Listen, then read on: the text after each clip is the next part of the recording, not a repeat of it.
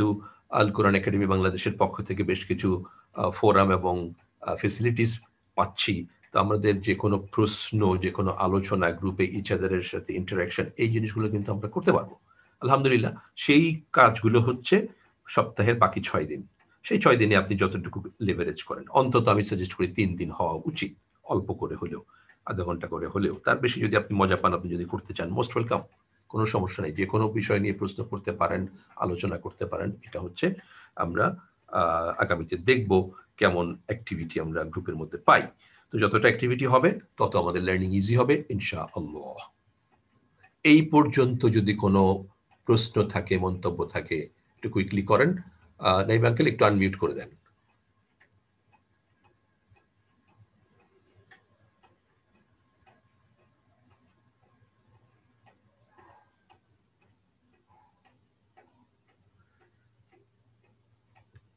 Naim uncle,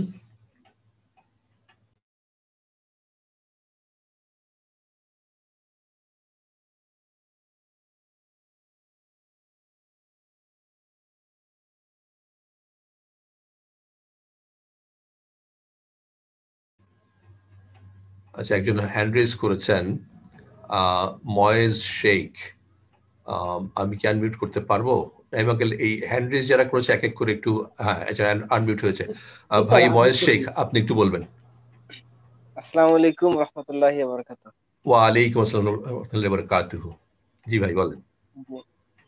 আরবি course হিসেবে এটা আমার প্রথম আর কি, প্রথম কোর্স আর কি। আলহামদুলিল্লাহ। আমার খুব ইচ্ছা আছে আর কি কোরআনটাকে ভালো করে অর্থ সহ শেখার, সেই আগ্রহ থেকে আর কি আপনাদের সাথে অ্যাড হয়েছি ইনশাআল্লাহ। আলহামদুলিল্লাহ। এখন এই যে আজকের যে ক্লাসটা হবে সপ্তাহে একদিন, মূলত আমরা এইটার মাধ্যমে আসলে কি জানতে পারবো? হ্যাঁ, আর সেই আলোচনা আসতেছে, সেই আলোচনা আসতেছে, সামনে আসবে ইনশাল্লাহ। একটু ধৈর্য ধরেন, আমরা সেটাতে যাব। এবং সেটা আজকে পুরোপুরি নাও হতে পারে। সেটাই বলছিলাম যে এই বিষয়গুলো যেগুলো আমাদের জানাটা জরুরি, আপনাদের স্বাভাবিক প্রশ্ন, এই প্রশ্নগুলোর উত্তর আপনাদের যে বইটা অলরেডি শেয়ার করা হয়েছে, যে পেজগুলো শেয়ার করা হয়েছে সেখানে দেওয়া আছে। আমরা সেগুলো ডিসকাশনে যাচ্ছি। হয়তো আজকে শেষ করতে পারবো না, আজকে কিছুটা করব, আগামী দিন বাকিটা করব, কিন্তু আমরা সেখানে উত্তর দিয়ে দিব। কাজে এই প্রশ্ন আপনার উত্তর হয়ে যাবে ইনশাল্লাহ। ইনশাআল্লাহ জি। আচ্ছা, এখন আসেন শারমিন রিমা, আপনি একটু কথা বলেন। দেখি আনমিউট হলো কিনা। হ্যাঁ, শারমিন রিমা, আপনি কথা বলেন।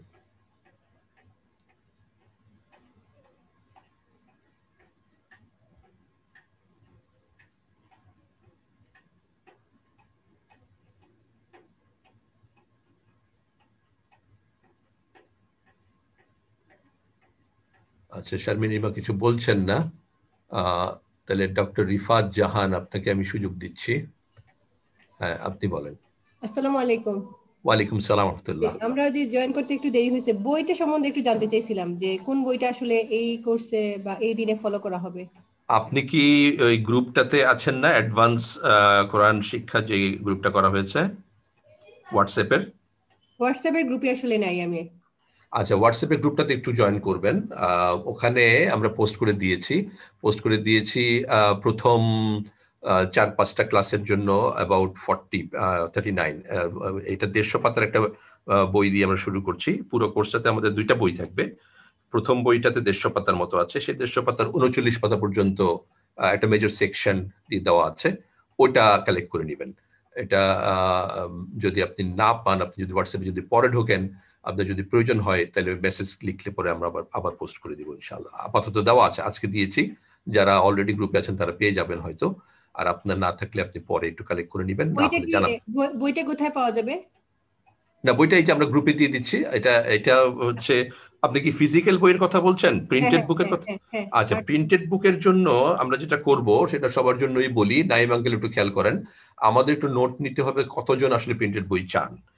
কারণ দূর থেকেও কেউ কেউ করবেন যাদেরকে হয়তো আমরা এখন প্রিন্টেড বই দিতে পারছি না, তাদেরকে হয়তো দায়িত্ব নিতে হবে এটা প্রিন্ট করে নেওয়ার। তো বাংলাদেশে যারা আছেন তাদেরকে আমরা পাঠাতে পারবো। তো সেই ক্ষেত্রে আমরা যদি নাম্বারটা জানতে পারি, সেন্ট্রালি এটা করা হচ্ছে আল বালাগুল মুবিন যে প্রতিষ্ঠানটা আছে, ইঞ্জিনিয়ার নাইম আহমেদ ইনি করেছেন, এটা কভার এটা লেখাও আছে। তো ওনার ওখান থেকেই আমরা প্রিন্ট করিয়ে নিব, এবং এটা একটা পেমেন্ট আছে। এটা পার কপিতে সম্ভবত 375 টাকা বা এই ধরনের একটা ইয়ে আছে। তো ওইটা আপনারা এগ্রি করলে যে কয়জন নিতে চাইবেন আমরা অ্যারেঞ্জ করে ইনশাল্লাহ ব্যবস্থা করে দিব। আর free of cost soft copy পাচ্ছেন, ওখান থেকে আপনারা পড়তে পারবেন। আর এক্সারসাইজ আছে, এখানে বেশ কিছু এক্সারসাইজ আছে, এক্সারসাইজ গুলো আপনাদেরকে ওই হার্ড কপি প্রিন্ট আউট করে করতে হবে, অথবা ফিজিক্যাল বই যদি আপনারা নেন সেখান থেকে ফটোকপি করে করতে পারবেন। ঠিক আছে, আপনার প্রশ্নের উত্তর পেয়েছেন? Thank you. আচ্ছা জি, ওয়েলকাম ওয়েলকাম। আচ্ছা, শারমিন রিমার এখনো হ্যান্ড রেজ আছে। ডক্টর রিফাত জাহান, আপনি আপনার হ্যান্ড ডাউন করে ফেলেন, বিকজ আপনি কথা বলে ফেলেছেন। আচ্ছা, রেডমি নামে দেখা যাচ্ছে, আমি জানি না এটা আইডেন্টিটি আসলে কি, আনমিউট করে দিলাম। আচ্ছা, এটা হ্যান্ড চলে গেছে। আচ্ছা, এখনো শারমিন রিমার হ্যান্ড রেজ দেখতে পাচ্ছি, কিন্তু ওনাকে চান্স দেওয়ার জন্য কিছু বলেন নাই, অ্যাক্টিভ আছেন কিনা আমি জানি না। এদিকে চ্যাটে কিছু আসছে সম্ভবত, দেখে নিয়ে দেখি কি অবস্থা। বুক পিডিএফ এর কপি, এটা নিয়ে অলরেডি কথা হয়েছে। স্যার আসসালামু আলাইকুম। ওয়ালাইকুম আসসালাম, আমাকে অ্যাড করেন। আচ্ছা নাইম আঙ্কেল, আপনি এই ইয়েগুলো দেখতে পাচ্ছেন কিনা, রিকোয়েস্ট গুলো? কিছু ফোন নাম্বার দেওয়া আছে, হোয়াটসঅ্যাপের নাম্বার দেওয়া আছে, অ্যাড করার রিকোয়েস্ট আছে, এগুলো একটু আপনি করে নেবেন। আচ্ছা, Mohammad Shamim, to everyone, YouTube link please. আচ্ছা, লিংক কিন্তু আমাদের কমিউনিকেশনে ছিল। নাইম আঙ্কেল, একটু এই লিংকের রিকোয়েস্ট যেগুলো আছে সেগুলো আপনি একটু পাঠিয়ে দেন। আচ্ছা, রেডমি থেকে বলা হচ্ছে যে, টু এভরিওয়ান, আসসালামু আলাইকুম। ওয়ালাইকুম আসসালাম, I am doctor Abdul Mia, I want one copy of book. বইয়ের কপি নিয়ে অলরেডি আমরা কথা বলেছি। আচ্ছা আচ্ছা, এখন তাহলে রেডমি একটা হ্যান্ড আছে।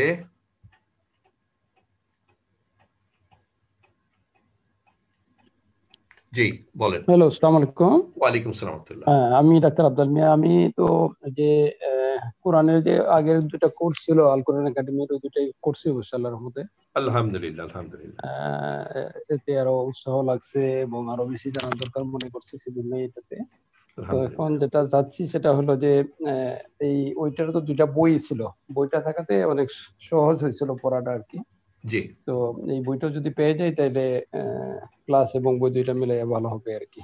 আপনি কি শুরু থেকে ছিলেন? আমরা একটু আগে বই নিয়ে যে কথাবার্তা বলেছি সেটা কি আপনি হ্যাঁ, শুনেছেন? আমি শুনছি, এই যে বইটা শুনছি। তাহলে আপনি জানেন আমরা কি বলেছি সেটা আপনি জানেন। সমস্যা নেই।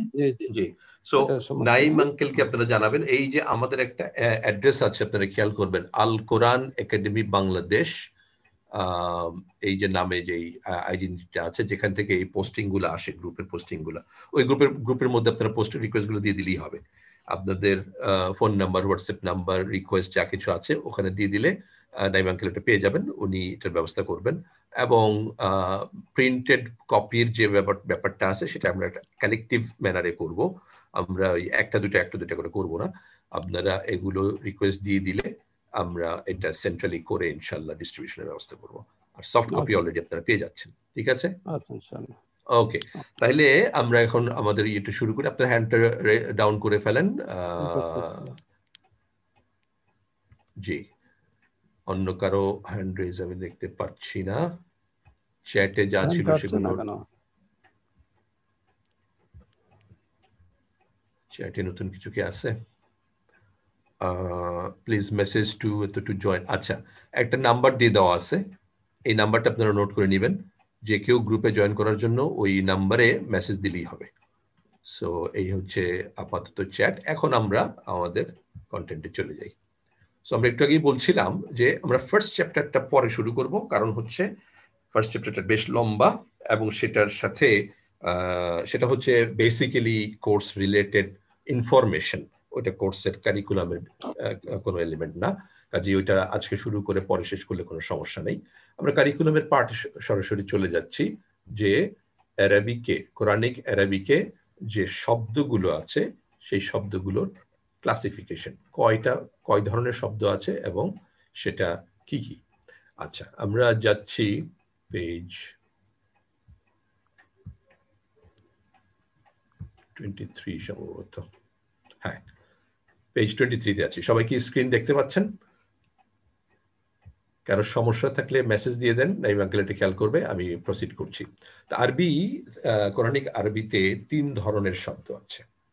তো এখানে অনেক কথাবার্তা লেখা আছে, বই সফট কপি হার্ড কপি যেভাবে আপনারা নেন এটা পড়ে দেখবেন। আমি যেখানে যেখানে এমফেসিস দেওয়া দরকার আমি জাম্প করে সেখানে চলে যাচ্ছি। বেসিক্যালি এই 3 ধরনের শব্দ হচ্ছে, আমরা তো যে কোনো না কোনো ভাষায় তো আসলে ব্যাকরণের সম্পর্কে কিছুটা হলেও জানি, তাই না? যেমন বাংলা ভাষায় যদি আমরা বলি যে 5 রকমের শব্দ আছে, সেটি কি আসলো?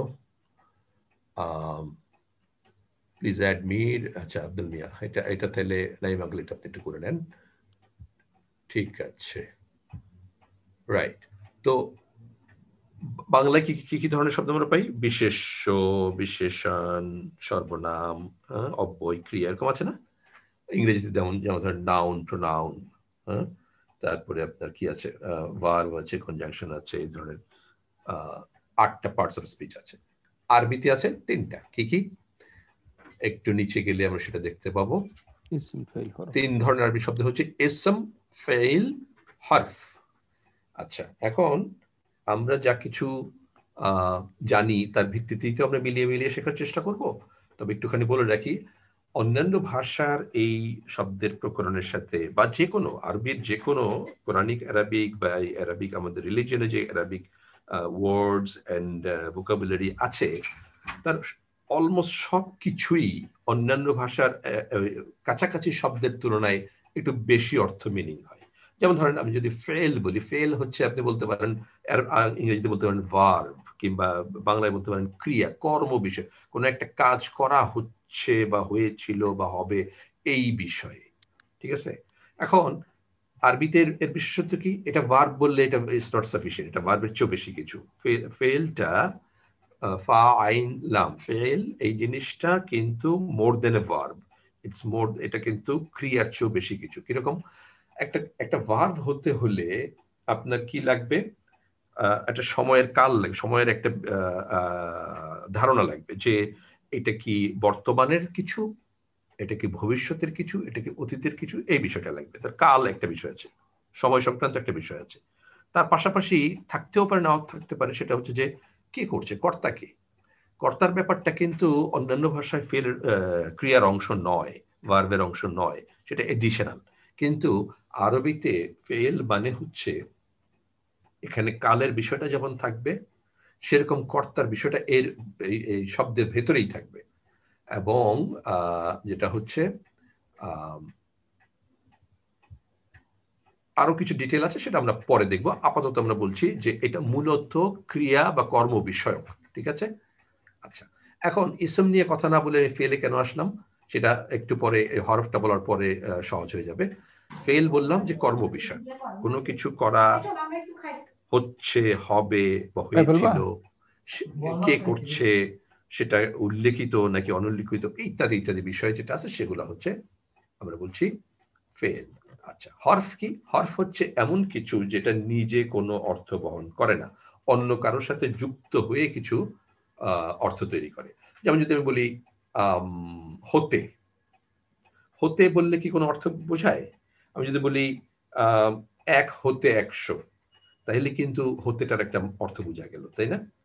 তারপর যদি বলি প্রতি, নির্দেশ দেওয়া হলো ছাত্রদের প্রতি, তো প্রতি, শুধুমাত্র প্রতির কি কোনো অর্থ আছে? কোনো অর্থ নেই। তো কাজেই এই ধরনের শব্দ যেগুলো শব্দ হিসাবে আমাদের পরিচিতই হবে, আমরা বলবো হ্যাঁ আমি তো কোরআন পড়তে গিয়ে এই শব্দ পেয়েছি, অনেক পেয়েছি, কিন্তু সেখানে ওই শব্দ একা কোনো অর্থ প্রকাশ করে না, এরকম যদি হয় তাহলে হরফ। তাহলে ইসমের আলোচনার আগে যেটা আমরা করলাম, ফেল এবং হরফের আলোচনা থেকে, এটা কিন্তু আমি আশা করছি আপনাদের সুস্পষ্ট হয়ে যাওয়ার কথা যে ফেল কোনগুলো আর হরফ কোনগুলো। ইসমগুলো কিন্তু এখন আমরা আলোচনা করিনি।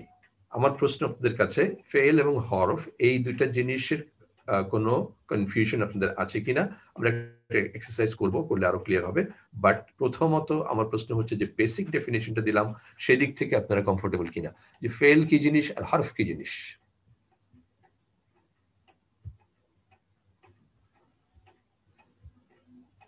জি নাইম আঙ্কেল, একটু আনমিউট করবেন, আমাদের শুনতে হবে যে এই পর্যন্ত আলোচনায় আমাদের পার্টিসিপেন্টদের অবস্থানটা কোথায়। কারো যদি এই দুইটা বিষয়ে কোনো প্রশ্ন থাকে, কোনো কনফিউশন থাকে, শেখ নার্গিস সুলতানা আনমিউট আছেন, কিছু বলবেন আপনি? জি, জি বলেন। আসসালামু আলাইকুম। ওয়ালাইকুম সালাম। জি, বলছিলাম যে ফেল হচ্ছে ভার্ব, যেটা কাল বোঝায়, অতীত কাল বা বর্তমান বা ভবিষ্যৎ কাল বোঝায় এটা। আর হার্ফ হচ্ছে যা যা নিজে কোনো অর্থ প্রকাশ করে না, এটাই। জি জি, তবে একটা জিনিস আমরা উল্লেখ করেছি, ফেল হচ্ছে শুধুমাত্র কাল বোঝায় তা না, আরবিতে ফেল হচ্ছে এর সাথে কর্তার একটা ধারণা আমরা পাই, ঠিক আছে? জি, কর্তার ধারণা। জি ঠিক আছে, তাহলে আপাতত এই জি। আর কারো কোনো কনফিউশন? বলছি যে আসলে কি প্রিপজিশন, আমরা বলতে পারি হার্ফটা প্রিপজিশন? না, প্রিপজিশন আমরা এভাবে বলবো না, এই জন্য বলবো না যে প্রিপজিশন যখন আমরা বলি তখন কিন্তু আমরা 8টা ভাগে ভাগ করে নিয়ে তার একটা অংশ বলছি।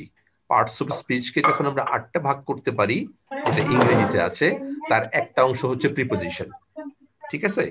তো কাজেই এটা প্রিপজিশন বললে টোটালি ম্যাচ করবে না, ক্ষেত্র বিশেষে ম্যাচ করবে, অনেক ক্ষেত্রেই ম্যাচ করবে না। কাজেই আমরা ওইভাবে ক্লাসিফাই না করে আমরা শুধু চিন্তা করব কোরআনিক আরবিকের জন্য কর্ম বিষয়ক যা আছে সেটা ফেল, আর যা কিছু আছে যেটা নিজে অর্থ প্রকাশ করে না, সেটা প্রিপজিশন হোক, তার বাইরের কিছু হোক, আমরা লিমিট করব না, প্রিপজিশনে লিমিট করব না, ঠিক আছে? সো হার্ফ হচ্ছে সামথিং যেটা নিজে একা কোনো অর্থ প্রকাশ করে না, অন্যের সাথে যুক্ত হয়ে অর্থ প্রকাশ করে, এটা হচ্ছে হার্ফ। কিছু উদাহরণ দেখবো, তাহলে আরো ক্লিয়ার হয়ে যাবে। তো এই পর্যন্ত আমাদের যে আলোচনা, তারপরে আমরা এখন একটা কমেন্ট করে আমরা একটা এক্সারসাইজে চলে যাব, তারপর আমরা ইসম নিয়ে আলোচনায় আসবো। ইসম নিয়ে কেন আলোচনায় পরে আসছি সেটা আপনাদের একটু পরেই ক্লিয়ার হয়ে যাবে ইনশাআল্লাহ। আচ্ছা, এখন আমরা একটু যা কিছু বুঝলাম, যা কিছু কথাবার্তা বললাম, তার ভিত্তিতে একটু এক্সারসাইজ করার জন্য নিচে নেমে যাচ্ছি, এইখানটাতে, এই পেজটাতে আবার একটু পরে ফেরত আসবো ইনশাআল্লাহ। আচ্ছা, ফেলের কিছু উদাহরণ এখানে দেওয়া আছে। ফেলের উদাহরণটা খুব সহজ, এটা আমি আর এই মুহূর্তে সময় নিচ্ছি না। জাস্ট হরফের এই যে অনুশীলনী, পেজ 24, 24 নম্বর পাতার এক্সারসাইজের একটা টেবিল আছে, দেখতে পাচ্ছেন সবাই? এখানে বেশ কিছু শব্দ দিয়ে বলা হয়েছে যে প্যারাগ্রাফটিতে শব্দ, আচ্ছা পরের প্যারাগ্রাফ আছে, একটা টেবিলের পরে আবার একটা প্যারাগ্রাফ আছে। এই যে, আমরা অতিথিকে রাতের খাবারের জন্য আমন্ত্রণ জানিয়েছিলাম, তারা তাড়াতাড়ি পৌঁছেছে, আমি আমার ছেলেকে তাদের ফল এবং পানীয় দেওয়ার জন্য বলেছিলাম, এবং আমি তাড়াতাড়ি চুলায় মুরগি রান্না বসিয়েছিলাম, সে সাদা কার্পেটের উপর ট্রে ফেলে দিয়েছিলেন এবং পানীয়গুলো ছড়িয়ে পড়েছিল। এখানে কনস্ট্রাকশনে কিছু ইনকনসিস্টেন্সি আছে, যেমন সে সাদা কাপড়ের উপর ট্রে ফেলে দিয়েছিলেন হয় না, সে যদি হয় তাহলে দিয়েছিল হবে, যাই হোক ওগুলো আমাদের মুখ্য বিষয় নয়। এবং পানীয়গুলো ছড়িয়ে পড়েছিল, অতিথিরা আজ আবার আসছেন, আমি এবার তাকে ট্রে সাবধানে বহন করার জন্য মনে করিয়ে দেব। এখন যদি আমরা ইসম বাদ দিয়ে ফেল আর হরফ দেখার চেষ্টা করি, আমরা অতিথিকে রাতের খাবারের জন্য আমন্ত্রণ জানিয়েছিলাম, এটা কাজ না? আমন্ত্রণ জানিয়েছিলাম, তাই এটা একটা পাস্টের একটা কিছু বোঝা যাচ্ছে না, যে একটা কাজ করেছিলাম, যেটা আগে করেছিলাম, এটা একটা গেল। তারা তাড়াতাড়ি পৌঁছেছে, আমি আমার ছেলেকে তাদের ফল এবং, এই এবংটা কি? এবং কি নিজের মতো করে কিছু করতে পারে? এবং কথাটার ওই সেন্সটাই হইল এর আগে কিছু থাকবে, তার পরে কিছু থাকবে, এটাকে কানেক্ট করা, তাই না? তাহলে এটা হার্ফ, ঠিক আছে? পানীয় দেওয়ার জন্য, এই জন্য কিন্তু একটা, আপনি বলতে পারেন ফ্রম কে আপনি প্রিপজিশন বলবেন, ঠিক আছে? এবং কি আপনি প্রিপজিশন বলবেন? বলতে পারবেন না। তো কাজেই হার্ফ কিন্তু প্রিপজিশনের লিমিটেড না, হতে পারে, নাও হতে পারে। জন্য, এবং, সাদা কার্পেটের উপরে ট্রে ফেলে দিয়েছিলেন এবং পানীয়গুলো ছড়িয়ে পড়েছিল, আজ আবার আসছেন, আমি এবার তাকে ট্রে সাবধানে বহন করার জন্য। তাহলে দেখেন, এই 3 লাইনের একটা প্যারাগ্রাফে আমরা অন্তত 3 থেকে 4টা হরফ পেলাম, যেগুলো নিজে কোনো অর্থ প্রকাশ করে না, অন্যদের সাথে করে। আইডিয়াটা ক্লিয়ার হলো আপনাদের কাছে? তাহলে এই আইডিয়ার উপরে আপনি এই টেবিলে একটা এক্সারসাইজ করতে পারবেন, মানে ফেল এবং হার্ফকে আলাদা করতে পারবেন। যদি পারেন, তাহলে আপনি যেহেতু শব্দ আছেই 3 প্রকারের, বাকি যা থাকবে সব হচ্ছে কি? আপনি যদি এখান থেকে কর্ম বিষয়ক ফেল গুলোকে আর হরফ যেগুলো আছে একা নিজে কোনো অর্থ প্রকাশ করে না, এমন যেগুলো আছে সেগুলোকে যদি আলাদা চিহ্নিত করে ফেলতে পারেন, বাকিগুলো কি থেকে গেল? ইসম থেকে গেল। ঠিক আছে না? যদি এই পর্যন্ত ঠিক থাকে তাহলে আমরা এখন ইসম নিয়ে একটু পড়বো। কেন ইসমে সরাসরি যাই নাই সেটা ইসম পড়ার সময় বুঝবেন, কারণ ইসম আসলে অনেক ব্যাপক। আমরা অন্যান্য ভাষায় যে নাউন কিংবা বিশেষ্য বলে থাকি, এটা তা না। প্রোনাউনও এটার অংশ, এরকম ভাবে আরো অনেক কিছু এটার অংশ।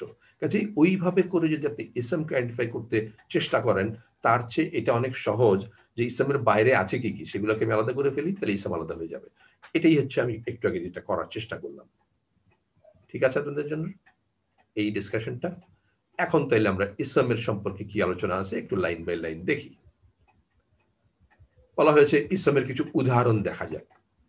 ব্যক্তির নামগুলো ইসম, মানে প্রপার নাউন যেগুলো আছে, নামগুলো প্রপার নেম অথবা কমন নেমও হতে পারে। যেমন প্রপার নেমের উদাহরণ হচ্ছে মুহাম্মদ, আব্দুল্লাহ, মারিয়াম ইত্যাদি। কমন নেম যেমন শিক্ষক, লেখক, চালক, যাত্রী, চিকিৎসক ইত্যাদি। খুব সিম্পল, তাই না? জায়গার নামগুলো ইসম, এখানেও প্রপার হতে পারে, কমন নেম হতে পারে। যেমন প্রপার নেমের মধ্যে বাংলাদেশ, ঢাকা, মক্কা, মদিনা, মিশর ইত্যাদি। কমন নেমের মধ্যে বিদ্যালয়, হাসপাতাল, দোকান, সুপার শপ ইত্যাদি। কোনো কনফিউশন থাকলে রেইজ করবেন, খুব সিম্পল। বস্তুর নামগুলো ইসম। বস্তু হলো এমন কিছু যা স্পর্শ করা যায়, ফিজিক্যাল, বই, কলম, ক্যামেরা, টেবিল ইত্যাদি। এই আসেন 4 নম্বরে, আইডিয়া বা ধারণাগুলো ইসম। ঠিক আছে? অ্যাবস্ট্রাক্ট বলি আমরা, অ্যাবস্ট্রাক্ট গুলো ইসম। এগুলোকে স্পর্শ করা যায় না, কিন্তু বোঝা যায়, উপলব্ধি করা যায়। যেমন শিক্ষা, ন্যায় বিচার, কর্তৃপক্ষ, স্বাধীনতা, আনন্দ, খুশি ইত্যাদি। তো দেখেন প্রথম 4টা খুব সহজ ছিল। আইডিয়াটা আমি সহজ বলবো না, কিন্তু একটু যদি আপনি সময় দেন আপনি বুঝে ফেলবেন। আমি একটু ফেরত যাই, কোথায় আসলাম? আচ্ছা, সো আইডিয়া। বিশেষণগুলোকে ইসম হিসেবে বিবেচনা করা হয়, মানে প্রোনাউন বিশেষ্যকে যেটা রিপ্লেস করে, এগুলো ইসম। এটা কিন্তু অন্য কোনো ভাষায় এটা আপনি বলতে পারবেন না, এটা আরবিতেই এটা স্পেশাল, যে প্রোনাউন গুলো সব ইসম। আচ্ছা, বিশেষণ হলো এমন একটি শব্দ যা বিশেষ্যের গুণ বর্ণনা করে। যেমন লম্বা, এখানে অবশ্য প্রোনাউনের কথা বলেনি, এটা বলছে আপনি বলতে পারেন অ্যাডজেক্টিভ। একটা ইসমের যে ডেসক্রিপশন সেটাও ইসম। লম্বা, খাটো, আনন্দদায়ক, হতাশাময়, জ্ঞানী, মূর্খ, এই যে ডেসক্রিপশন গুলা, এই ডেসক্রিপশন গুলাও ইসম। তাহলে দেখেন কেন 3টাতে আসছে, আল্লাহ কেন 3টাতে নামায় নিয়ে আসলেন? কারণ হচ্ছে এই যে আপনার প্রোনাউন, অ্যাডজেক্টিভ এগুলো সব এটার মধ্যে চলে আসছে বান্ডেল হয়ে। ক্রিয়া বিশেষণগুলোকে, ক্রিয়া বিশেষণ তার মানে হচ্ছে আপনি এটা কোনটা কথা বলতেছেন, এটা হচ্ছে অ্যাডভার্ব। অ্যাডজেক্টিভ একটাকে পেলেন সিফা, আমরা আরবিতে সিফা বলি, আর এখানে হাল, এটা হচ্ছে ক্রিয়া বিশেষণ, এটাও ইসম। এই শব্দগুলোকে ক্রিয়ার গুণ বর্ণনা করে, অর্থাৎ বর্ণনা করে ক্রিয়াটি কিভাবে সম্পাদিত হয়েছে। যেমন আস্তে আস্তে, দ্রুত, আলতো ভাবে, আয়েশ করে, আচ্ছা না, বিভিন্ন ভাবে আমরা বিভিন্ন কর্ম করে থাকি। তো ওই কর্মগুলোর যে বর্ণনা সেগুলো ইসম। ঠিক আছে? তাহলে ইসম কিন্তু অনেক ব্যাপক। আরো একটা পয়েন্ট এখানে আছে, সেটা হচ্ছে হলো এর বাইরে আরো কিছু শব্দ রয়েছে যেগুলো ইসম হিসেবে বিবেচনা করা হয়, যেমন সর্বনাম, এই প্রোনাউন এতক্ষণে আসছে, এগুলো পরবর্তীতে আলোচিত হবে ইনশাআল্লাহ। এটা আমরা প্রথম যে 39 পেজ দিয়েছি তার মধ্যে এটা পড়বে না, এটা তারপরে আসবে। হাওয়েভার এটা খুব কঠিন কিছু না, ইনশাআল্লাহ আমরা যখন সময় আসবে আমরা দেখব। তাহলে আমরা 3 ধরনের শব্দ সম্পর্কে আলোচনা মোটামুটি ভাবে করলাম। এখন যদি আমরা ওই ইয়েতে ফেরত যাই, এক্সারসাইজ টেবিলটাতে যদি আমরা ফেরত যাই, এখন আমরা কমফোর্টেবলি বলতে পারি কিনা প্যারাগ্রাফটা সহ, সাবসিকুয়েন্ট যে প্যাসেজটা আছে ওইটা সহ আমরা যদি একটু করার চেষ্টা করি। এটা কিন্তু আপনাদের একটা হোমওয়ার্ক, যেটা আপনারা এই এক সপ্তাহের মধ্যে করবেন এবং আপনারা এটা জমা দিবেন। কিভাবে জমা দিবেন? এটার একটা কপি নেবেন, কপি নিয়ে আপনার মতো করে এটাকে মার্ক করবেন।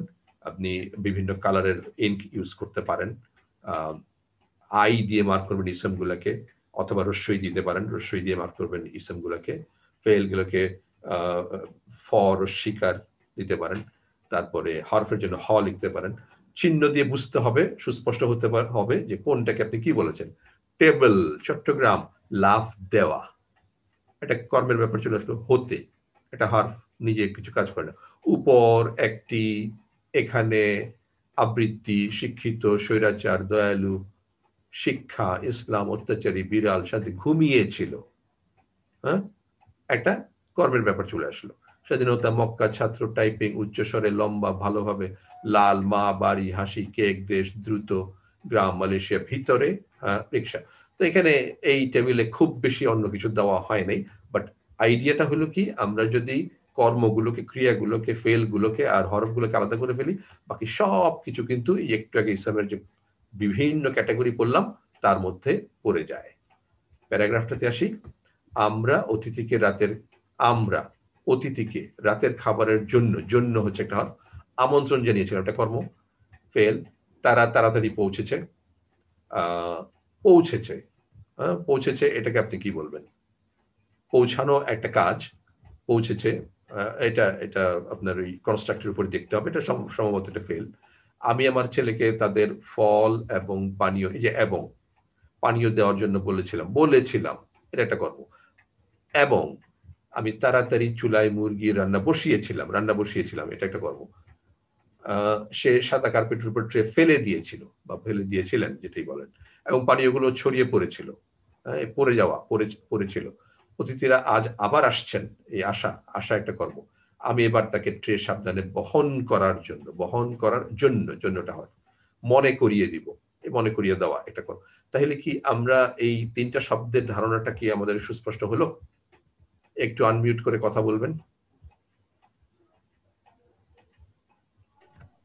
জি, ক্লিয়ার হয়েছে। আচ্ছা, কারো যদি কনফিউশন থাকে একটু বলেন। আলহামদুলিল্লাহ, বুঝা গেছে। আলহামদুলিল্লাহ, খুব সহজ। তা আমরা যেটা করব, আমরা বলতে মনে করিয়ে দেওয়া, এটা হচ্ছে, এটা কি বললেন, এটা তো একটু মনে করিয়ে দেওয়া। হ্যাঁ, কিছু একটা করা তো, তাই না? রিমাইন্ডার দেওয়া, একটা কাজ। চাপানটা খাইতে বলো, ঠিক আছে না? আচ্ছা, তবে একটা কথা আমি বলে রাখি, আমরা কিন্তু এই পর্যন্ত বাংলা ভাষায় দেখছি, আমরা এখনো ইসম, হরফ বা ইয়ের আরবিতে সেটাতে যাই নাই। এটাতে যখন যাব তখন আমরা একদম স্পেসিফিক্যালি কথা বলতে পারবো যে আরবি ভাষাটাতে ওইটাকে কিভাবে দেখা হয়, সেগুলো আমাদের সামনে আসবে। আপাতত আমাদের শুরুটা হচ্ছে বাংলা দিয়ে। আমরা এই ধারণাটাকে নিয়ে আপাতত আমাদের এই পার্টটা শেষ করছি এবং সামনে একটু আগাবো। ঠিক আছে তাইলে? আচ্ছা, আমাদের কারিকুলামের যে পার্টটা আমি ডে 1-এ আজকের জন্য রেখেছিলাম, সেটা এইটাই। আলহামদুলিল্লাহ, আমরা শুরু করতে পারলাম। কিছু ইন্ট্রোডাক্টরি কথা আমাদের হয়েছে, এখন ডিটেইল একটু যাব। তার আগে আমি আরেকটু বলতে যাচ্ছিলাম যে এটা আমরা কিভাবে পাঠাবো। আচ্ছা, কিভাবে পাঠাবেন? আপনারা ওই যে হোয়াটসঅ্যাপের যে গ্রুপটা আছে, সেই গ্রুপটাতে পোস্ট করে দিবেন। এখন বলতে পারেন যে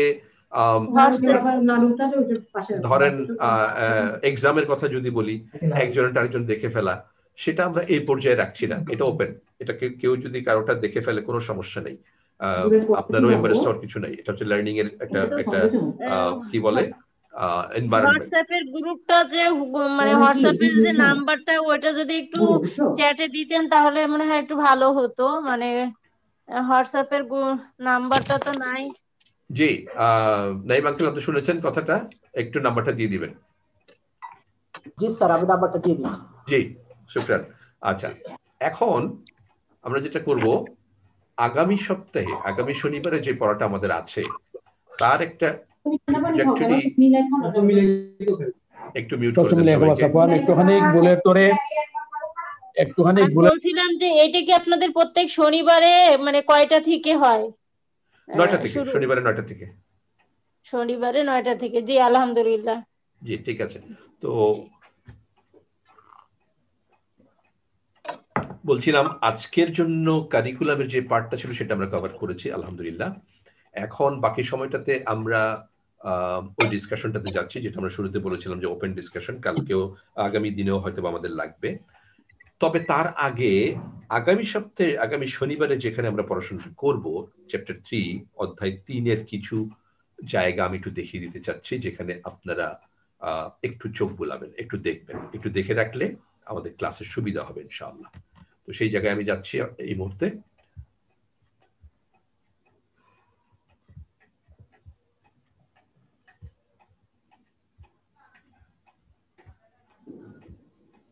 যারা বই পেয়েছেন বা সফট কপি পেয়েছেন তারা সহজে ধরতে পারবে না, অন্যরা জাস্ট নোটটা নিয়ে রাখেন যাতে যখন পাবেন তখন দেখতে পারবেন।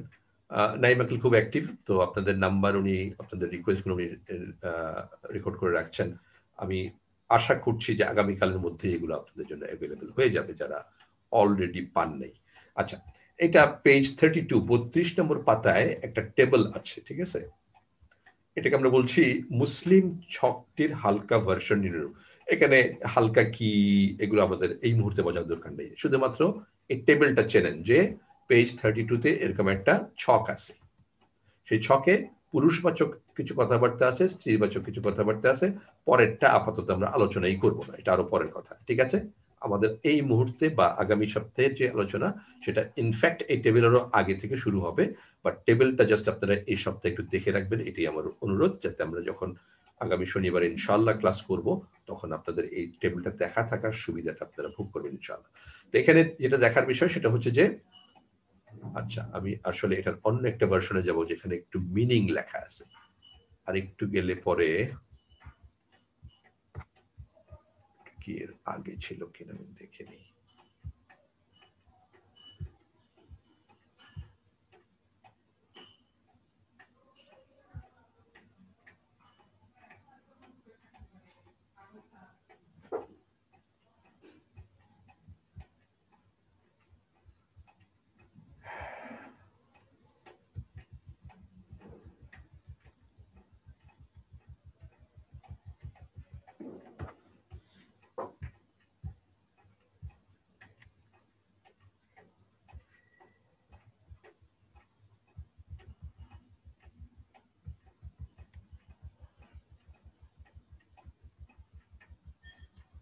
টেবিলটা আমি যেটা দেখাচ্ছিলাম ওইটা থেকে বেটার একটা ভার্সন আছে যেখানে কিছু ট্রান্সলেশন দেওয়া আছে, ওইটা আমি প্রেফার করব এই জন্য যে এই স্টেজে আপনাদের ওইটা একটু হেল্পফুল হবে।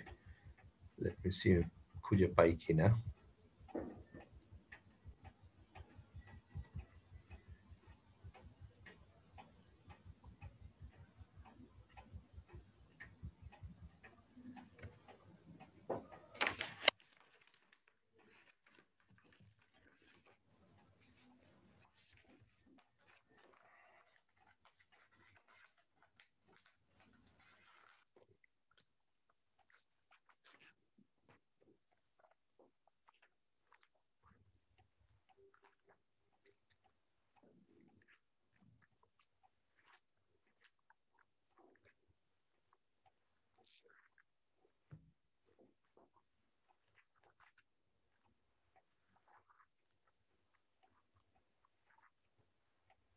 পেজ 28 এ আছে, ঠিক পরের পাতাই আছে।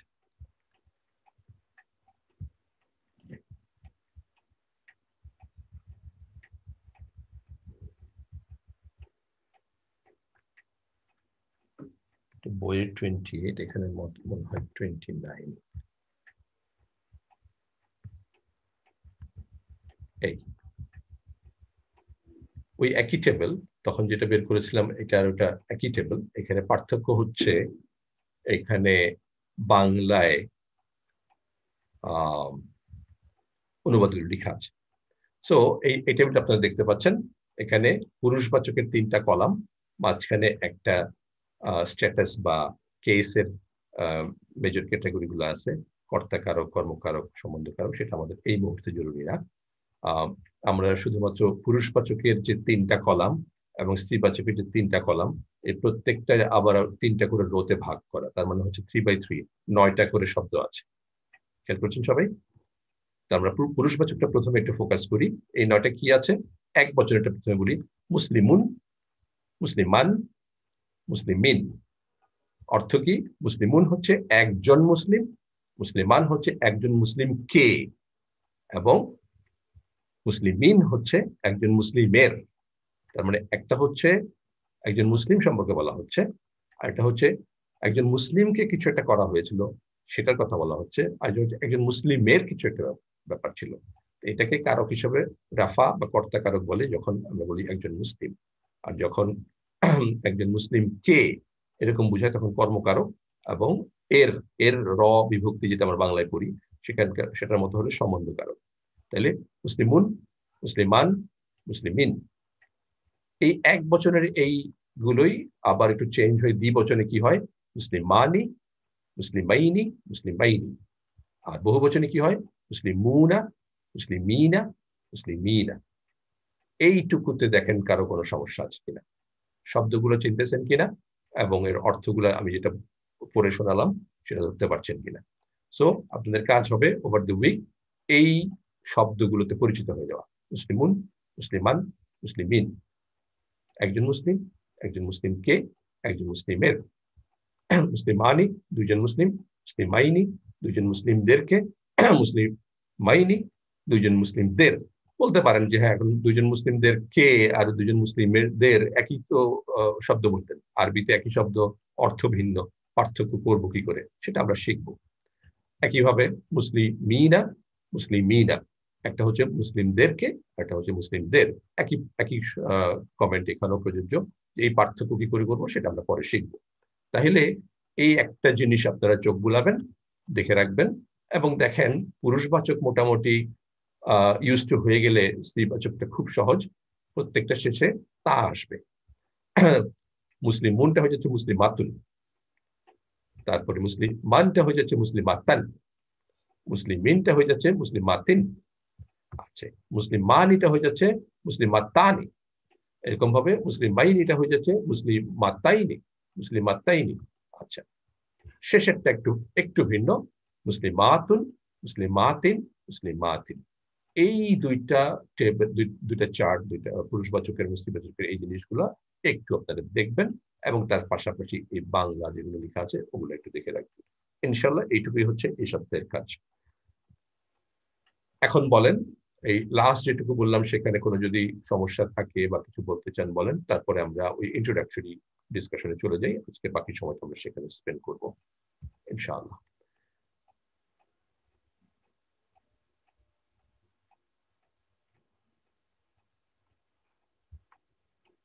বইটার পিডিএফ এর যে অংশটা আমরা এখন পড়াশোনা করছি, আগামী 2-3 সপ্তাহ পড়াশোনা করব, সেগুলো অলরেডি দেওয়া আছে। বইটাতে প্রথম বইটার প্রায় 150 পাতার মতো আছে। সেই 150 পাতার মধ্যে ফার্স্ট 39 1 থেকে 39 পাতা পর্যন্ত অলরেডি গ্রুপে দেওয়া আছে। আর ফিজিক্যাল বইটার জন্য আমরা শুরুতে যে আলোচনা করেছি, যারা মিস করেছেন তাদের জন্য বলি, আপনারা গ্রুপে এই রিকোয়েস্ট গুলো দিয়ে রাখলে নাইম আঙ্কেল এগুলো গ্যাদার করে বান্ডেল হিসেবে আমাদেরকে দিবেন, আমরা এটা প্রিন্টের ব্যবস্থা করব, করে আপনাদেরকে দিব। পার কপিতে 375 টাকা খরচ আছে এটা ফিজিক্যাল বইয়ের জন্য, আর সফট কপি ফ্রি আপনারা পাচ্ছেন আলহামদুলিল্লাহ। আসসালামু আলাইকুম। জি ওয়ালাইকুম সালাম। বইটা কত পেজের হবে একটু বলতে পারলে ভালো হতো। ফার্স্ট এখানে আমাদের এই কোর্সটাতে 2টা বই আছে। ফার্স্ট বইটা হচ্ছে 150 পাতা। হ্যাঁ, মানে যে প্রাইসটা বললেন এই প্রাইসটাতে আমরা 2টা বই পাবো? না, ওই প্রাইসটা হচ্ছে প্রথম বইটা 150 পাতা, 149 পাতা। ওইটা হচ্ছে 373 এক্স্যাক্টলি, আমার একটু খেয়াল নেই, হয়তো 375 বা এরকম। আর একটা পরামর্শ আপনাদের আমার পক্ষ থেকে, এই হোয়াটসঅ্যাপ গ্রুপে আজকে যারা নতুন অ্যাড হবে ওরা অবশ্য এই আগের পিডিএফ দেওয়াটা ওরা নিতে পারবে না। জি জি জি জি, এটা পুনরায় আবার দিয়ে দিলে সুবিধা হবে। অবশ্যই অবশ্যই, ওরা আগেরটা পাবে না। তো কাজেই নাইম আঙ্কেল এটা আপনি নোট নেবেন। আপনি নতুন যাদেরকে অ্যাড করবেন, আজকের যেগুলো রিকোয়েস্ট পাবেন সেগুলো কালকে যখনই আপনি অ্যাড করতে পারেন, অ্যাড করার শেষে ওখানে পুরনো মেসেজটা একটু ফরওয়ার্ড করে দিবেন, তাইলে ওনারা পেয়ে যাবেন ইনশাআল্লাহ। জাযাকাল্লাহ। ওয়াইয়াকুম। আচ্ছা, হোমওয়ার্কটা হচ্ছে টেবিল এবং তার পরবর্তী, হ্যাঁ, খাতায় লিখে ছবি তুলে কিংবা এটার একটা ফটো, এটার একটা প্রিন্ট আউট যদি নিতে পারেন, বা স্ক্রিনশট নিয়ে যদি এটা প্রিন্ট আউট নিতে পারেন, খাতায় লিখেও করতে পারেন, ঠিক আছে। এটা হচ্ছে ওই টেবিলটার এবং তারপরে 3 লাইনের একটা প্যারাগ্রাফ আছে, এই দুইটা, ঠিক আছে? জি ওকে, এবার আসেন আমরা ফেরত যাচ্ছি। আচ্ছা, তাহলে মুসলিমুন চার্ট নিয়ে আপনাদের কোনো কনফিউশন বা কোনো মন্তব্য আছে? না, বুঝতে পারছি। আচ্ছা, আলহামদুলিল্লাহ। আচ্ছা, চ্যাটে কি আসলে দেখে নেই। হোয়াটসঅ্যাপ নাম্বার, ঠিক আছে নাইম আঙ্কেল, আপনি একটু ওয়াচ করতে থাকেন মেসেজগুলা ইনশাআল্লাহ। এখন আসেন আমরা একটু বেসিক ডিসকাশনে যাই, যেটা হয়তো আইডিয়ালি স্পিকিং আমাদের শুরুতে করা ভালো ছিল, কিন্তু আমরা যেহেতু এটা ওপেন এন্ডেড কিছুটা, এই জন্য লেসনের পার্টটাতে আগে চলে আসলাম, বিকজ আপনারা পুরো একটা সপ্তাহ পাবেন মাঝখানে, এখানে যাতে আপনারা কিছু এক্সারসাইজ করতে পারেন, সেজন্য আমরা জাম্প করে এখানে চলে আসছি। এখন আমরা ফেরত যাচ্ছি আমাদের পেজ 6, এইখানে অধ্যায় 1 কুরআন আরবি এবং কুরআনীয় আরবি। তো বিষয়টা কি? বিষয়টা হচ্ছে এই যে আরবি ভাষাটা সম্পর্কে আমাদের কিছুটা ধারণা দরকার আছে। এর কারণ আছে, এর কারণ বেসিক্যালি কোরআনে আল্লাহ এই কোরআন সম্পর্কে এবং আরবি ভাষা সম্পর্কে যে কথাগুলো বলেছেন সেগুলো আমাদের আমলে নিলেই হবে, আমরা নিজের থেকে কিছু এখানে ইনভেন্ট করার চেষ্টা করছি না। আচ্ছা, এখানে একটা আয়াতের অংশ, ইনফ্যাক্ট এটা একটা আয়াত, সূরা ওয়াকিয়ার সম্ভবত আয়াতটা, please kindly give YouTube link. লিঙ্কগুলো নাইম আঙ্কেল ফরওয়ার্ড করে দিবেন, অলরেডি দেওয়া আছে, যারা নতুন পান নাই তাদেরকে ইনশাল্লাহ আগামীকাল দিয়ে দেওয়া হবে, পেয়ে যাবেন ইনশাল্লাহ। আসসালামু আলাইকুম। ইউটিউবে ঢোকার জন্য কোনো লিংক লাগবে না, ইউটিউবে শুধু আল কোরআন একাডেমি বাংলাদেশ বলে সার্চ দিলে ইউটিউব চলে যাবে। হ্যাঁ তা যাবে, কিন্তু লিংক তো আচ্ছা ইউটিউবের লিংক দেওয়া ছিল না, না ইউটিউবের লিংক লাগবে না, ইউটিউবে ফেসবুক গ্রুপ, ফেসবুক পেজে কোনো লিংক লাগবে না, সরাসরি ওই ফেসবুক গ্রুপে আল কোরআন একাডেমি বাংলাদেশ বা পেজে আল কোরআন একাডেমি বাংলাদেশ বলে সার্চ দিলেই ওখানে লাইভ পাবে। আচ্ছা, এই ইনফরমেশনটা নাইম আঙ্কেল একটু দিয়ে দিবেন, যে ইউটিউবে যাওয়ার জন্য হচ্ছে কি সার্চ দিবে, কিভাবে দিবে, এটা একটু দিয়ে দিবেন, ঠিক আছে? যারা শুনেছেন, জি, আর যারা জুমে করতে চান, যারা সরাসরি, হ্যাঁ ওটা তো লিংক পাঠানোই হচ্ছে, এটা লিংক পেয়েছেন বলেই তো জয়েন করতে পেরেছেন, যারা আছেন তারা তো অলরেডি আসলে লিংক দিয়ে জয়েন করেইছেন ইনশাআল্লাহ। আচ্ছা, তাহলে আমরা যেখানে আলোচনাটা যাচ্ছি সেটা ইন্নাহু লাকুরআনুন কারীমুন, এটা সূরা ওয়াকিয়ার একটা আয়াত। এখানে আল্লাহ সুবহানাহু ওয়া তাআলা বলছেন, খুব জোর দিয়ে বলছেন, আল্লাহ কথা বলছেন, কোরআনে বলছেন, অবশ্যই অলরেডি জোর আছে, তার উপরে তিনি বলছেন ইন্নাহু, নিশ্চয়ই এটি মানে কোরআনে কথা বলেছে, লাকুরআনুন কারীমুন। তো কি বলছেন আল্লাহ সুবহানাহু ওয়া তাআলা? আল্লাহ সুবহানাহু ওয়া তাআলা একটি কিতাব দিয়েছেন যার রচয়িতা তিনি নিজে, তাই না? এবং এটা মানব জাতির জন্য হিদায়াত বা পথ নির্দেশ। মানুষকে আল্লাহ সৃষ্টি করেছেন, এই ম্যানুয়ালটাও আল্লাহ সৃষ্টি করেছেন। সৃষ্টি বলা যাবে না, এটা একটা সিফা, সেই ফাইনাল ডিটেইলে এই মুহূর্তে যাচ্ছি না, কিন্তু আমরা এটা বলবো যে আল্লাহ আমাদের প্রয়োজন মেটানোর জন্যই, আমাদেরকে পথ নির্দেশ দেওয়ার জন্যই এই কোরআনকে দিয়েছেন। কাজেই সেই কোরআন সম্পর্কে তিনি যখন একটা কথা বলেছেন সেটা আমাদের গুরুত্বের সাথে নেওয়া দরকার। আচ্ছা, সূরা বাকারার একটা অংশ এখানে আছে, 38 নম্বর আয়াত, কুল নাহবিতু মিনহা জামিয়ান। আমরা বললাম, রয়্যাল প্লুরাল, আল্লাহ বললেন, বেসিক্যালি তিনি বলছেন আমি বললাম, আমরা বললাম, এখানে আমরা দিয়ে বলা হয় রয়্যাল প্লুরাল হিসেবে। ইহবিতু, নেমে যাও, মিনহা, এখান থেকে, মানে জান্নাত থেকে নামিয়ে দেওয়া হচ্ছে, জামিয়ান, একসাথে, আমাদের পিতামাতা এবং ইবলিস একসাথে নেমে যাওয়ার জন্য বললেন। পাশাপাশি বলছেন ফা ইম্মা, অতঃপর যখন, ইয়াতিয়ান্নাকুম, তোমাদের কাছে আসবে, মানে আমি পাঠিয়ে দিব আমার কাছ থেকে, সেটা বলা হচ্ছে মিন্নি, আমার কাছ থেকে পাবে, তোমাদের কাছে পৌঁছবে কি? হুদান, গাইডেন্স, কোন দিকে যাব, কি করব, কিভাবে আগাবো।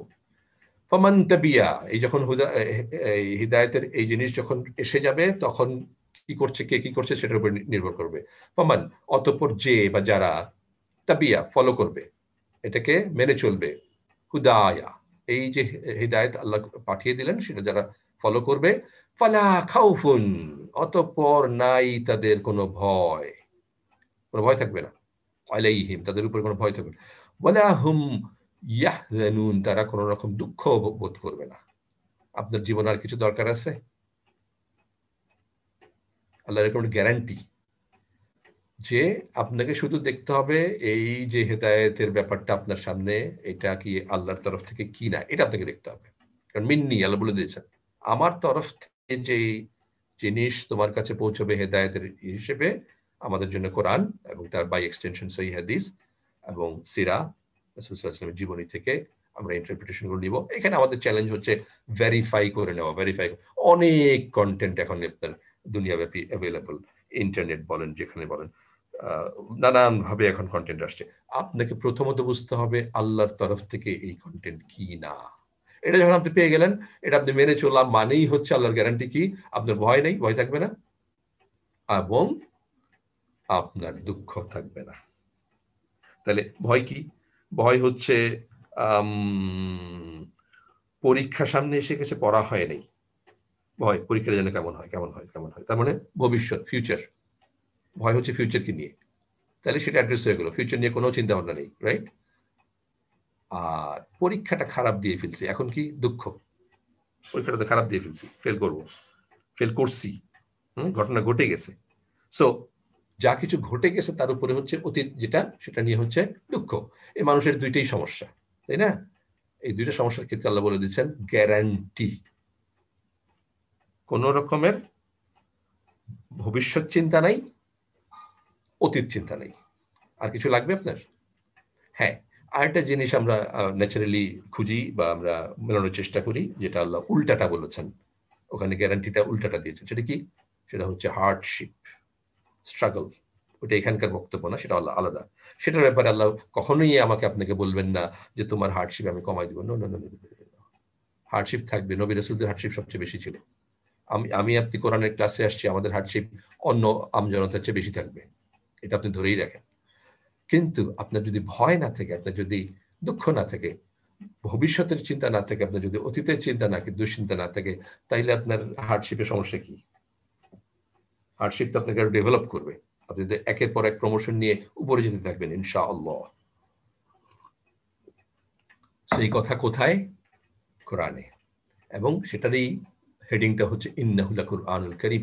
এই করিম, মহাসম্মানিত কোরআনে আল্লাহ এভাবে আমাদের জন্য গাইডলাইন্স দিয়ে রেখেছেন।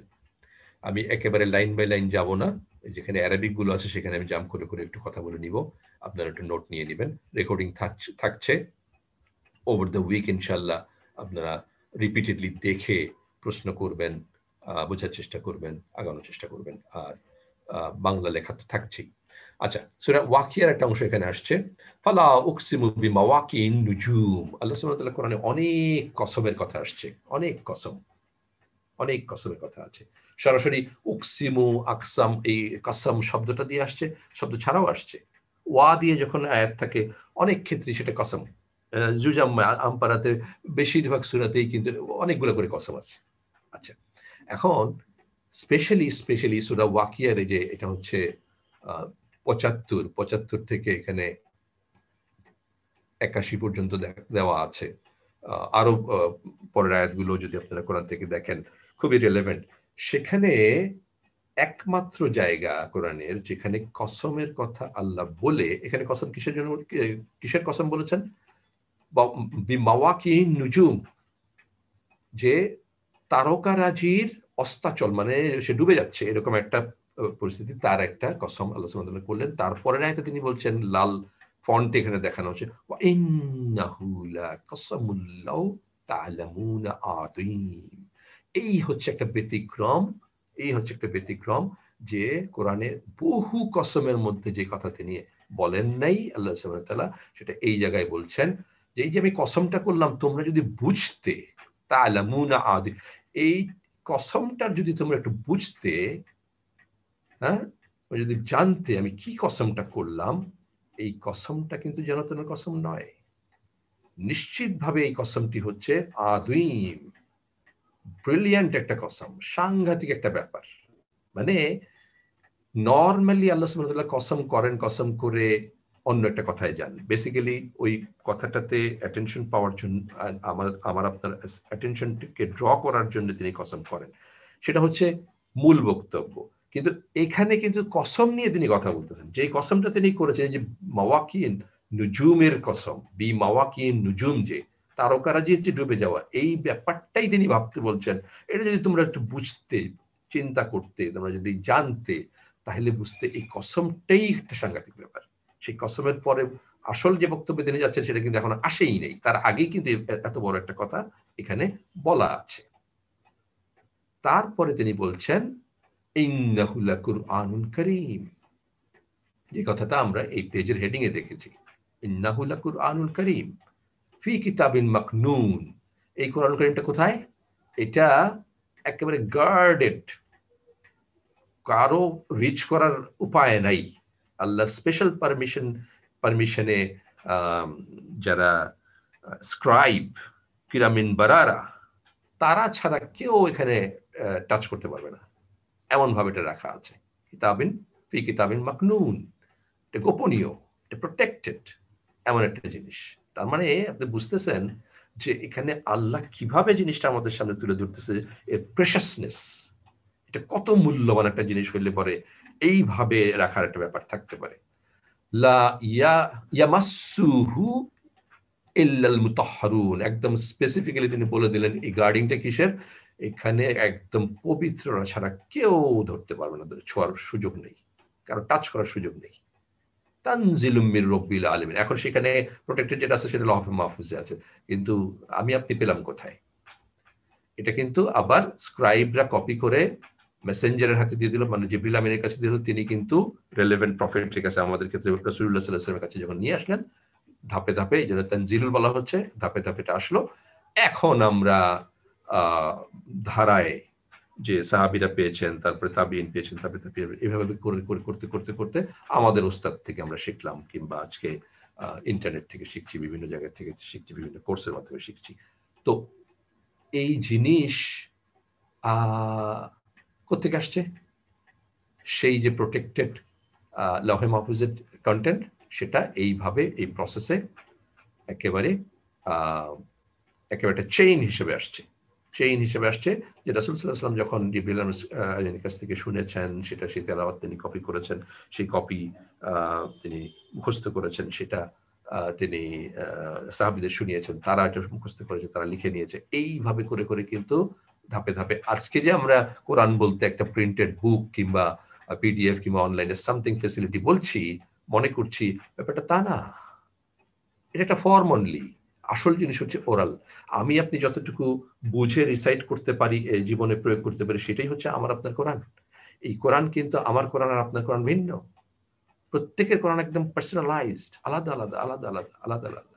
কিন্তু লওহে মাহফুজে সেই কোরআন হচ্ছে ইউনিক, যেটা কিন্তু ওয়াহি হিসাবে আমাদেরকে দেওয়া হয়েছে। তারপরে এসে কে কতটুকু নিতে পেরেছি পারি নাই, সেটা সবই আলাদাভাবে পার্সোনালাইজ। এখন বলা হচ্ছে আফাবিহাদাল হাদিসি আনতুম মুদহিনুন, একটা প্রশ্ন আদি। এই যে হাদিস কি? হাদিস জিনিসটা কি? অনেকক্ষণ একতরফা কথা হয়ে গেছে, একটু শুনি। কেউ বলবেন এখানে যে হাদিস কথাটা আসছে, কারো আইডিয়া আছে হাদিস বলতে এখানে কি বোঝানো হচ্ছে? কোরআনে হাদিস শব্দটা অনেকবার কিন্তু এসছে। কোরআনের কথাই বলা হয়েছে। এখন হাদিস শব্দটা দিয়ে জি আর বৃত্তান্ত বা খবর নিদর্শন। আচ্ছা, তো এখানে কোরআনের কথা বলা হয়েছে ঠিক, তবে এখানে নিদর্শন হবে, এখানে আয়াত প্রেরিত।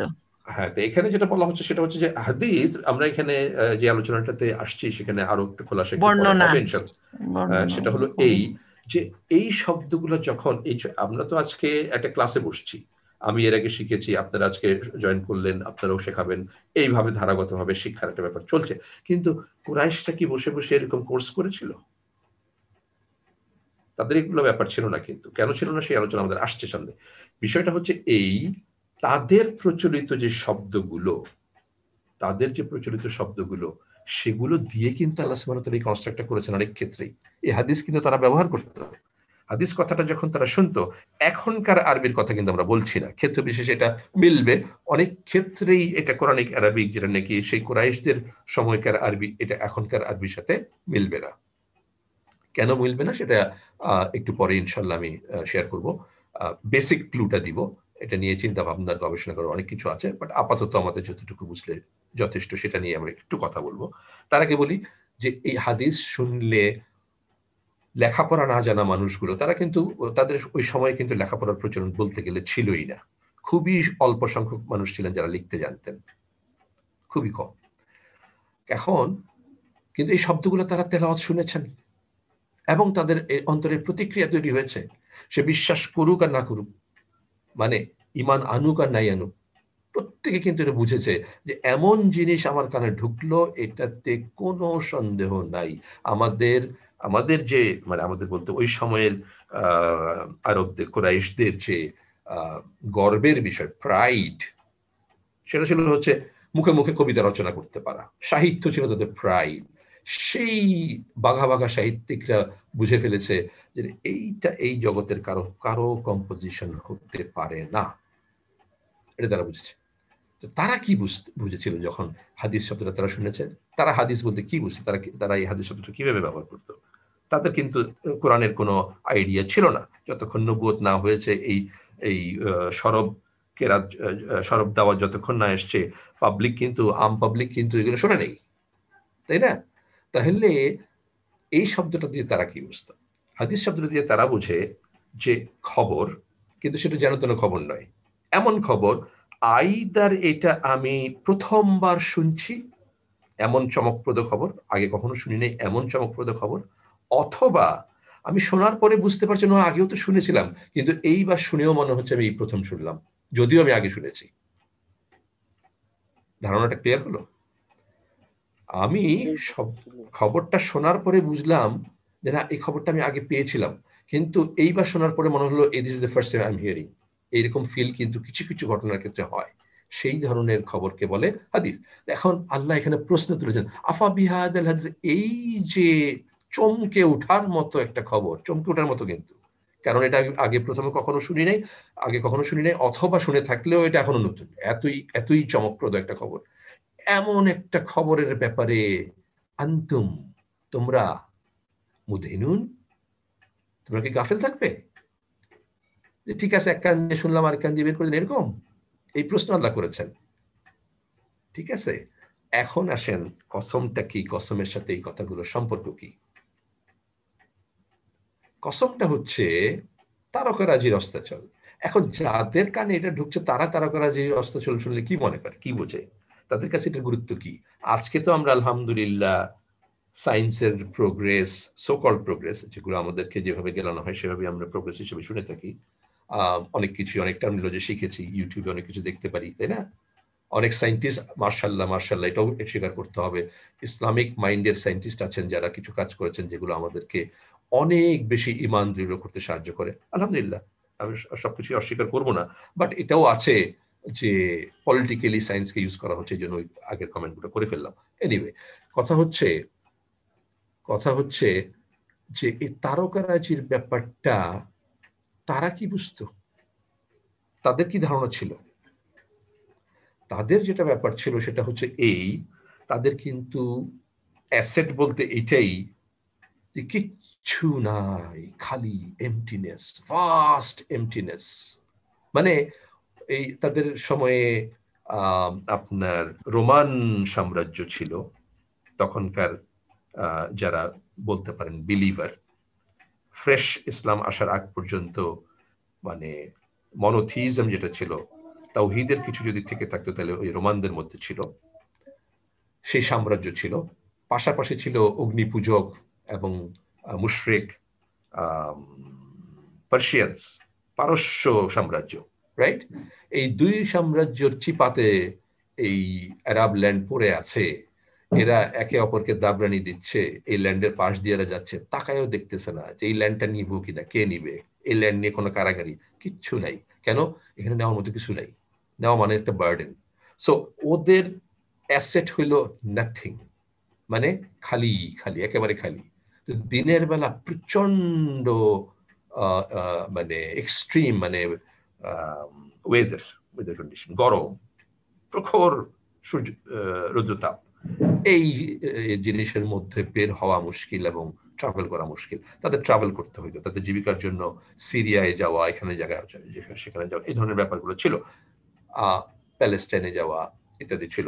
তো এখন তারা কিন্তু মূলত ট্রাভেল করতো রাত্রে। এখন রাত্রে ট্রাভেল করবে, ঠিক আছে, গরমটা নাই, সুবিধা, দিক বুঝবে কেমনে? জিপিএস সিস্টেম তো ছিল না, কোন দিকে যাচ্ছে, মরুভূমি, এটা কতগুলো ল্যান্ডমার্ক তো নাই যে ঠিক আছে তুমি এটার পরে ওটা পাবা, এরকম তো কিছু নাই। যাচ্ছেন তো যাচ্ছেন খালি, কিচ্ছু নাই, কিচ্ছু বোঝার উপায় নাই। একমাত্র বোঝার উপায় হচ্ছে আকাশে যে তারকা, কনস্টেলেশন। এবং এটা তারা ঐতিহাসিকভাবেই তখনকার মানুষ, শুধু আরব না, মানুষরা কিন্তু এটা শিখে নিয়েছিল যে তারকারাজির কতগুলা কনস্টেলেশন আছে, স্ট্রাকচার আছে, এগুলো দিয়ে তারা দিক বুঝতে পারতো। এখনো বোঝা যায়, কিন্তু এখন আরো অনেক সিস্টেম আসার কারণে এগুলো আমাদের প্র্যাকটিসের প্রয়োজন হয় না, আমরা এগুলো করি না। বাট তখন তাদের ওইটা ছিল একমাত্র জিপিএস সিস্টেম, রাইট? তাহলে এটা কিন্তু বিরাট ব্যাপার যে কসমটা বলা হলো। এক নম্বর কি বলা হলো, যে কসমের ব্যাপারে যদি তুমি তাআলামুনা, তোমরা যদি জানতে, জানার একটা পার্ট আমরা কভার করলাম, সেটা কি, এটা কিন্তু গাইডেন্স। এটা কিন্তু গাইডেন্স, তারকারাজির এই অস্তাচল, এটা কিন্তু গাইডেন্স। এই গাইডেন্সটা তাদের জন্য অত্যন্ত জরুরি ছিল। সে বিশ্বাসী হোক অবিশ্বাসী হোক, এটা শোনার সাথে সাথে সে বুঝে গেছে কি বলা হচ্ছে, গাইডেন্সের কথা বলা হচ্ছে, এটা সে পেয়ে গেছে। নাম্বার 1। নাম্বার 2 হলো, ওই যে বললাম তাদের কিছুই নাই। হ্যাঁ, দুইটা জিনিস আছে। একটা হচ্ছে এই খালি জায়গাটার মধ্যে বিস্তীর্ণ আকাশ দেখার একটা সুযোগ আছে, যেটা আমরা ঢাকা শহরে কিংবা আপনারা অনেকে হয়তো বা সিলেট থেকে করছেন বা বিভিন্ন জায়গা থেকে, খুব সহজ না। খোলা আকাশ আমরা সেভাবে দেখি না। এখন যদি আমি কোনো ছাদেও যাই, যেভাবে আপনি একটা মরুভূমিতে দেখতে পাবেন, মরুভূমির কথা বাদ দেন, আপনি মনে করেন রিভার জার্নি করছেন, নাইট জার্নি, নদীতে নৌ ভ্রমণ করছেন, এখন আপনি ডেকে থেকে যেভাবে আকাশ দেখবেন, মেঘমুক্ত থাকলে যেভাবে তারকারাজি দেখবেন, আপনি ঢাকার কোনো একটা বাড়ির ছাদ থেকে ওইভাবে দেখবেন না, ওইভাবে বোঝা যাবে না। আশেপাশে যখন আলো আছে, অন্যান্য স্ট্রাকচার আছে, ভার্সেস একটা ওপেন স্পেসে দেখা একটা ভিন্ন। এই এক্সপিরিয়েন্সটা নেওয়া উচিত, কারণ হচ্ছে এই যে এখানে আয়াতগুলো, এর মর্মার্থ বুঝতে হলে এটা জরুরি। এনে কি বলা হয়েছে, যে এর যে বিউটি, তারকারাজির যে সৌন্দর্য এবং তার যে গভীরতা, আপনি যদি খোলা আকাশে তারকারাজির দিকে মনোযোগী হন, সময় যদি ব্যয় করেন, আপনি এটা করে দেখবেন। আমি জাস্ট বলি, আমি নিজে করেছি, আপনারা করে দেখবেন যে আপনি যত সময় দিবেন, আপনার কাছে মনে হবে এর বিউটি আমার কাছে বাড়ছে। এই জিনিসের বিউটি এন্ডলেস, এর ডেপথ এন্ডলেস।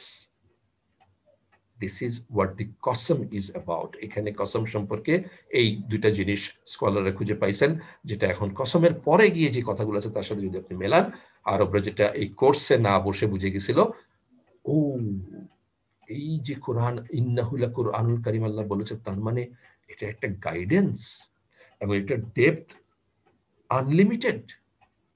এটা কিন্তু আমাদের অনেকগুলো কথা বলে বোঝার চেষ্টা করতে হচ্ছে, ওরা কিন্তু ইমিডিয়েটলি এটা বুঝে গেছে।